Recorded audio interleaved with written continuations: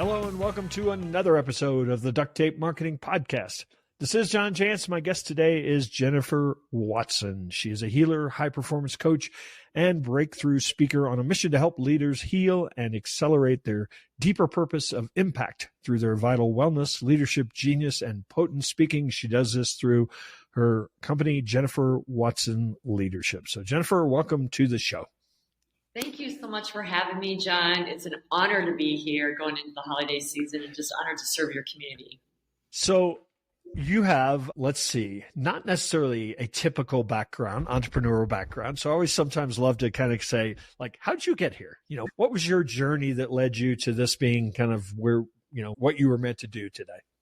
Absolutely. I started as a high-level athlete. I was a two-time All-American track and field athlete. Used to be pretty fast, everyone. And go figure, I had my share of injuries. And I started getting interested in the wellness and physical therapy world because I had physical therapy. I went to doctors to help with injuries. And during that whole journey, I was also struggling with depression and anxiety. And I started realizing as an athlete that wellness and fitness actually incorporated more than physical. It was mental, emotional, spiritual, and it started my journey toward not only healing myself and optimizing overall health, but understanding that health is mind, body, soul.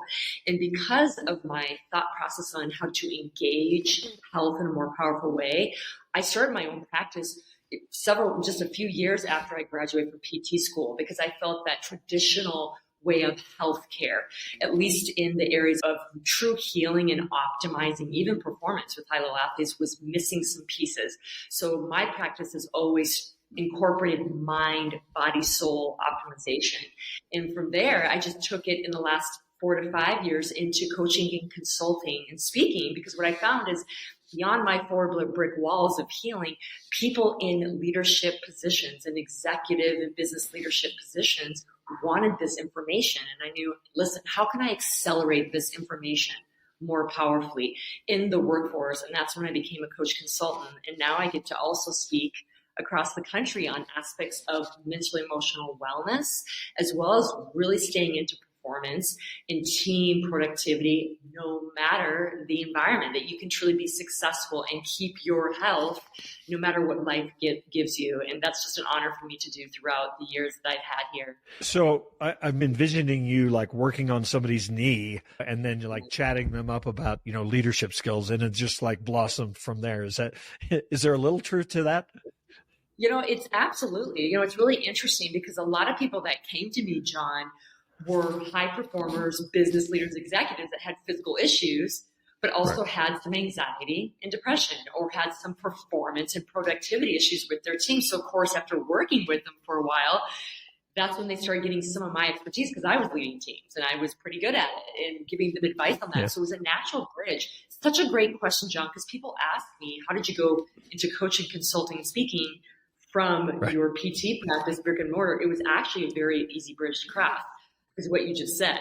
A lot of people were drawn to the type of work I did as high-performing business leaders, and I got to just use my skills as a wellness provider and a leadership person because I was growing my own business. So the two got married together to really bring out the coaching, consulting, and speaking, and no one's ever asked me that, so thank you for asking. I've always said, for years, I think a lot of people underestimate the physical aspect and maybe the sort of parallels to being an athlete to running a business. I mean, it's very physically demanding. There's a lot of you need to have rest, you need to practice, you need to perform on game day. I just think there's a lot of parallels. Do you feel like, your background as an athlete really helped you kind of understand what was missing maybe in leaders and in entrepreneurial journeys? It's interesting. A lot of executives and leaders that are drawn to me are prior athletes. So it's funny you should ask that question. Right. And I will say this. I learned about leadership, performing in different environments, in environments that were not maybe optimal for race performance in a powerful way. So I would agree with you. There's a lot of things I learned in performance, mental edge, mastery, and leadership as an athlete. However, I want all of you to get this.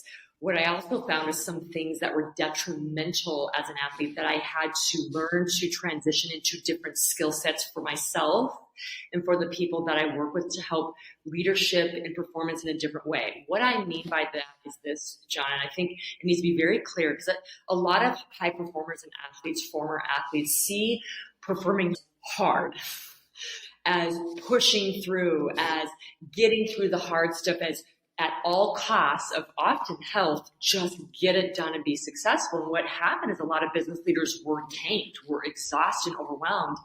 And I questioned that. I'm like, there's got to be an easy way in the business leadership world to do things that you can actually be healthy and vital and actually still be a great business leader. So some of the things I took from being an athlete that you had to push through didn't work in business. So the things I did extrapolate that were good as an athlete were powerful in leadership and performance. But one thing I really feel downloaded just to share with your audience is actually how the transition for me was different becoming a business leader, that I had to get a different relationship with resilience. I had to get a different relationship with performance, because if I kept up the whole athletic press on, don't tell anyone, suck it up, buttercup, that's when I started self-imploding, to be quite frank, in my health, in my relationships, in my bottom line. When I started shifting what performance meant to me and the relationship with it, and shifting how I could shift that for my team and be a better leader in a healthier state, is actually where my bottom line took off, where the productivity and performance of my team took off. So I did take powerful things from it, from being an athlete. But the biggest caveat I would give to leaders now is be careful about the push-push scenario. I'm not saying that's not necessary once in a while, but I will say on average, you need to be in a calmer flow state for you and your team to actually provide value and get things done in an effective amount of time while keeping your health. Well, but one of the points there, though, I think athletes are, especially at a very high level where, there's millions of dollars on the line, right? Of their performance. I mean, rest is as equally as important as practice. Nutrition is equally as important as, weightlifting. And I think that a lot of leaders, are starting to wake up to that whole, I got to take care of my body if I'm going to make it through, this product launch or something. And I think that's a really healthy thing that I think is finally starting to land and push out sort of the hustle approach. It's interesting because people obviously probably like you, John, say, what are the top 3 things that you think leaders need, especially post 2020? Yeah. Like, what do you think accelerates them? It makes them maybe above the rest, like go from good to great, or even from average to good at a powerful rate. And I will say from a physical sense, sleep is hugely important. There's so much research on this. And I'm talking about sleep, by the way, prior to midnight. You optimize more REM sleep and deep sleep when you're getting more hours before midnight. And I would say it's an active activity, everyone. So that's a number one. Number 2, I'm going to go into a little bit later, but it has to do a little bit with nutrition. That's a good thing that will help with all leaders. But a second middleman that I really want people to get, because people ask me this all the time, if you could pick just one thing, and I don't think it's just one thing ever. I don't ever think but if I had to pick one thing that would really help leaders be better leaders, help them accelerate their performance, their productivity, create good team culture and connectedness in their team, and make a lot of freaking money doing it, is this. Everybody listen up. You have to learn to manage, refine, and master your emotional state. It doesn't matter if something external has triggered you into a, quote, bad emotional state, or something internal, a belief, has put you in an emotional state. Big or small, it does not matter, everyone. When you have emotions that you cannot harness to work for you instead of against you, you will lose hours perseverating in the emotion, perseverating in the belief, and lose connection to your team and productivity. So I teach a lot of frameworks in my business and on my team, as well as a lot of leaders in workshops and presentations on ways to master and harness, no matter if it's whatever it's coming from. And you guys, that covers a lot of things, from bottom lines to communication to losing staff at last minute to everything, to maybe some personal stuff happening at home. And these templates really help people understand how to do that. When you do that, it game changes everything. And I see that leaders are understanding the value of that, especially since 2020. So I would say sleep is number 1 from a physical sense, even over exercise. Everyone, I'm a high level athlete, will say that. Number 1 is sleep. Number 2 is this emotional regulation and mastery. that I really want to delve into. And the third I can talk about in a second, but I'd love to, answer any questions you have on that. But that's a big one for a lot of leaders and teams. Yeah, and I think a lot of it just becomes automatic response. There's a lot of things that push our buttons, throughout the day. And I do see this. And, I know you talk a lot about meditation and pausing and mindfulness, which are all kind of practices to sort of bring all that back in. I think as the longer I stay in this, the more I realize, how valuable that is. And I probably wouldn't go as far as saying I control my emotions all the time, but I realize when I'm being acted on, as opposed to me, mindfully acting. And I think that becomes that's a tremendous skill for sure. And the thing is, everyone, by the way, I can just give you kind of a tool right now just kind of help gain traction on this. But there are some people that just have some, core triggers that they just can't get rid of on their own. That's why we have coaches and consultants to help people navigate through that. We're human, everyone. And no matter how many tools we try on our own and download from our YouTube, there might be times that you need support, and that's okay. One thing that will help, words are powerful. John, and what you said about trying to manage your emotions, I always say that shifting the words. So if you're feeling depressed, angry, sad, frustrated, especially those I'm calling more the negative emotions or negative feelings, I always say change the words. If you're feeling angry, like I'm curious, okay, curious, everyone, that's a powerful word. It has a higher frequency to it. I'm curious why I'm feeling anger right now.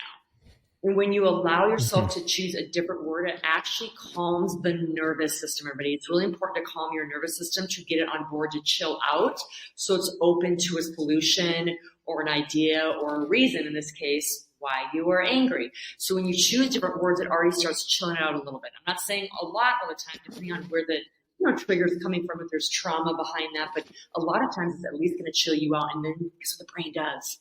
When it starts calming down, the calm parasympathetic states, the calm state of your nervous system, it's in more optimal use of brain resources. It wants to create an opportunity and solution for you. It's going to start looking for answers when you ask a question. So when you ask a question, I'm curious, why am I having anger right now?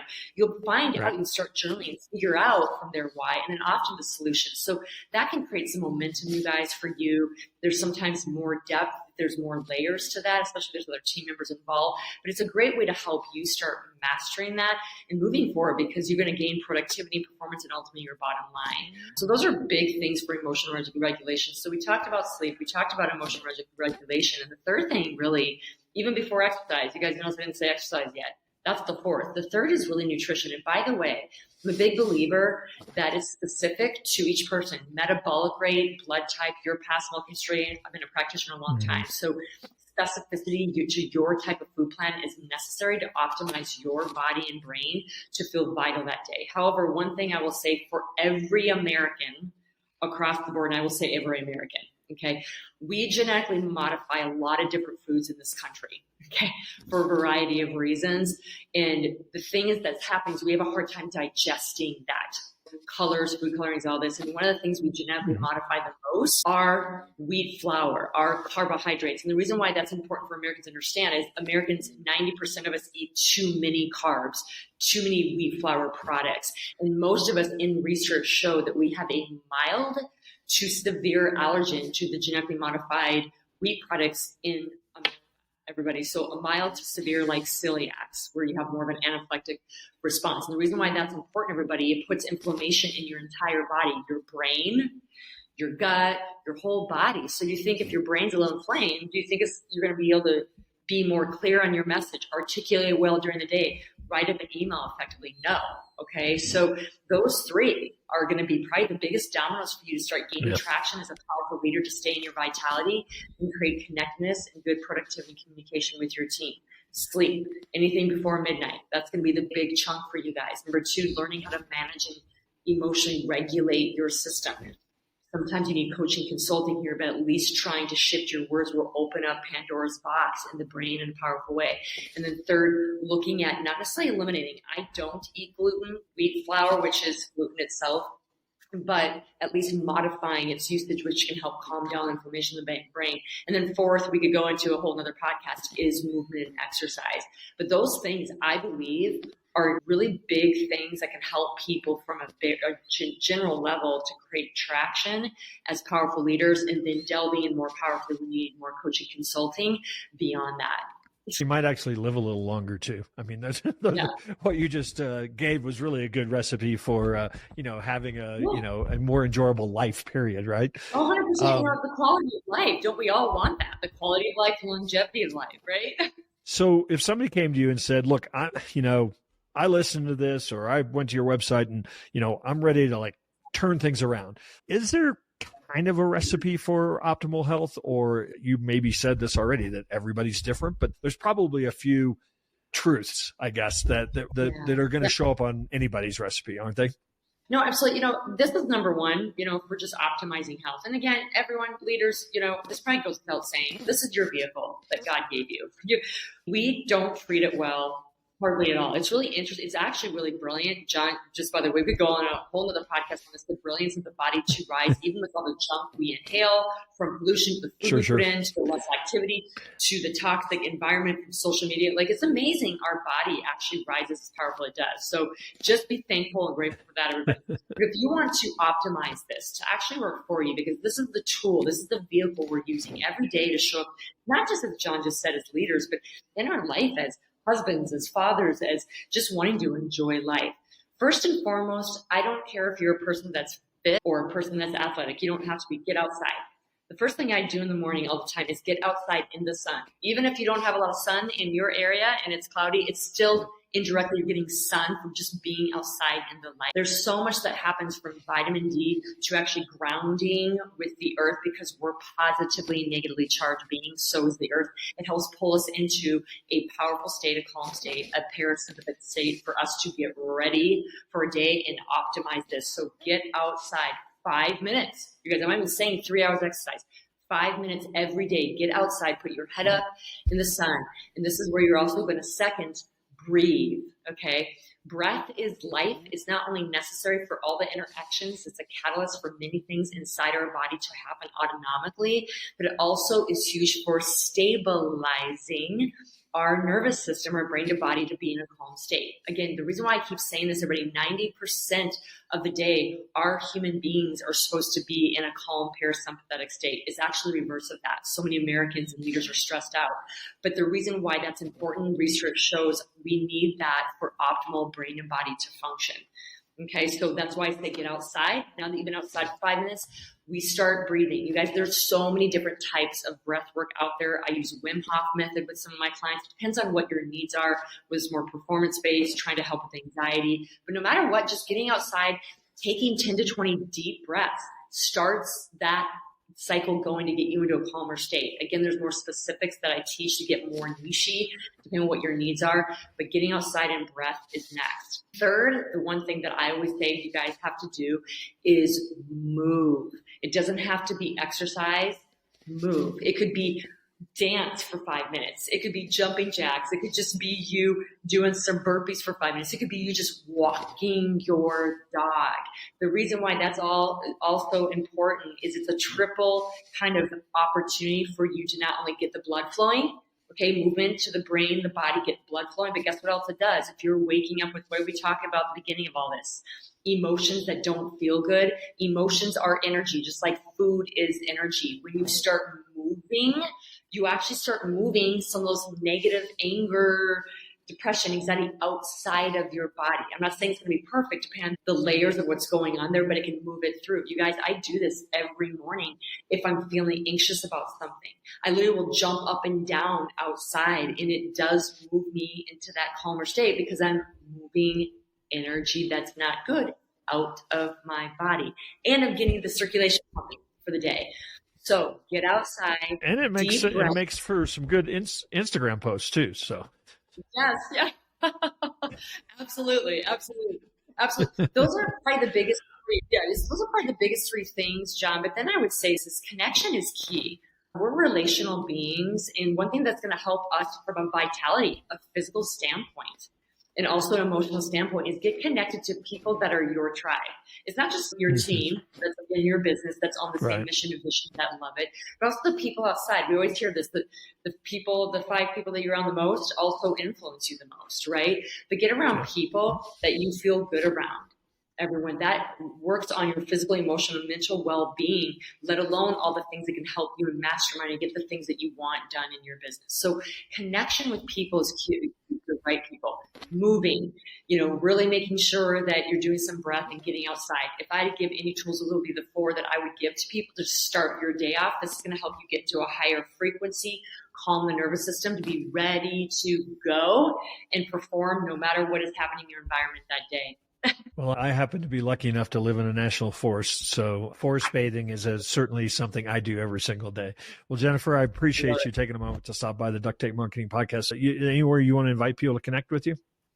Absolutely. So I'm the most active on LinkedIn and Instagram. At LinkedIn, I'm Jennifer Watson. And then on Instagram, it's the Jennifer Watson. And I do answer my own DMs. So if you have any questions about this podcast or interested in connecting with me more and learning more about what I do and how I can support you, connect with me there and I'd be more than happy to support you.